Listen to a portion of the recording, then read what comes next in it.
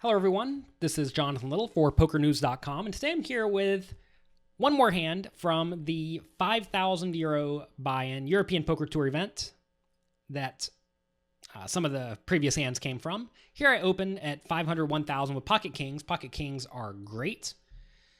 To 2,500, 2.5 big blinds from early position out of my 80 big blind stack, a very nice stack.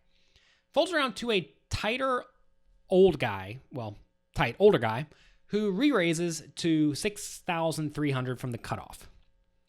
Then, a bit to my surprise, a good kid cold calls on the button. All right, so let's think about these players' ranges. The tight older guy almost certainly has a very good hand. So what is a very good hand? That's going to be something like aces, kings, queens, jacks, tens, ace, king, ace, queen, and that's probably about it. So that is clearly an incredibly strong range that will probably be happy enough to get it in versus me. Or at least those hands will call a 4-bet. So I'm happy to put money in versus this player. Of course, he could have aces. If he has aces, I just lose. But that's okay. When you get kings and you rerun into aces, you're going to lose poker tournaments. Do not fixate on the times where you do get unlucky in that setup spot because it happens. What does the good kid have to cold call and not put in the 4-bets? He probably has a hand like ace, king, ace, queen suited, queens, jacks, or tens. I don't really see many other hands. Maybe he thinks that I'm virtually never going to 3-bet or never going to 4-bet. So maybe he could be calling with a lot of these small and medium pairs to try to set over set or try to make bottom set versus an overpair of the tight older guy. I think that actually has a lot of merit in this spot. But I think in general, the kid's going to have a range that has a lot of very good implied odds given the stack sizes.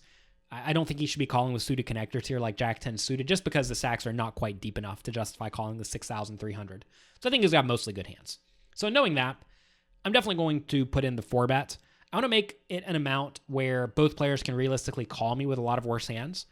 I do realize that I'm out of position, but with a hand like Pocket Kings, you have to be happy playing big pots. When you get premium hands, the goal is not to try to go all in, for example, and make your opponents fold out stuff like ace, king, and pocket jacks.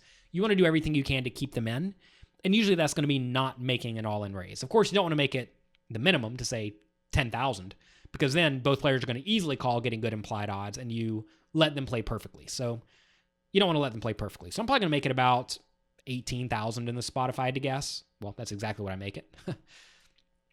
And then the tight older guy goes all in. So again, I think the tight older guy is going to have a pretty strong range.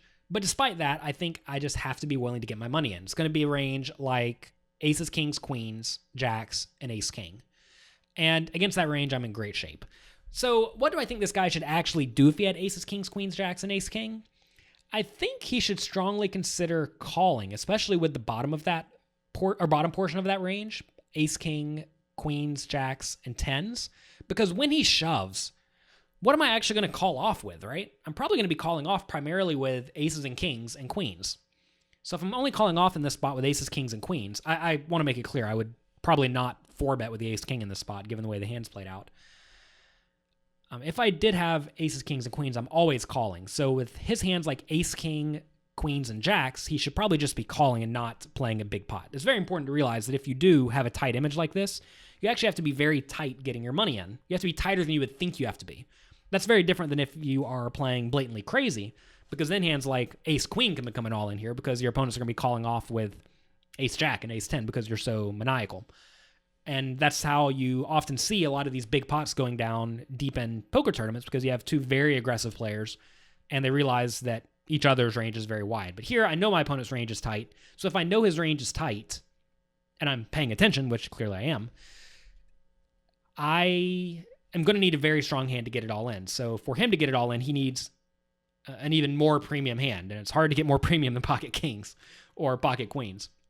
So anyway, like I said, I'm going to call. I'm not afraid of going broke. You're going to go broke sometimes here. My opponent has ace king. And just like that, I go from a very nice 80 big blind stack to out. And this is a spot where a lot of people, when I posted this hand initially on the Share My Pair app, they said, why would you be willing to risk your whole stack when you could go broke? And you just have to become comfortable with the fact that even though we did lose this pot and our 15,000 euro equity stack, maybe it's even worth a little bit more, that's okay. It happens. This is how you actually win poker tournaments, is being willing to get it all in with your best hands.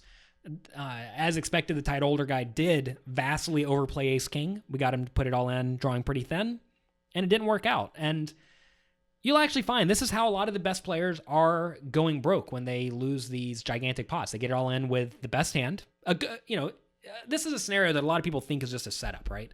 They think the tight older guy at ace king, this is the only thing he could possibly do, and it's not. Tight older guy, in reality, probably shouldn't even 3-bet this in the first place because it's obvious to me he has a good hand, like I said. If he does 3-bet it, he sure should not be 5-betting it. And it may look like a setup, but really it's not. Our opponent just made a huge blunder, and when you make a huge blunder, sometimes it works out for you. So that's going to be it for this hand. If you enjoyed this type of hand, and if you want to quiz yourself in somewhat similar spots to see if you would make the same plays that I make, and if you don't make the same plays I make, if you want to know why I think those plays are not necessarily ideal, check out pokercoaching.com. There we have a ton of interactive quizzes. Also, we have homework questions each month and a live webinar where I go through and answer your homework questions, where a lot of my students are vastly improving their games and having fantastic success. So if you want to take your game to the next level, check it out over at pokercoaching.com. Thank you very much for being here. I'll be back next week with another fun poker hand.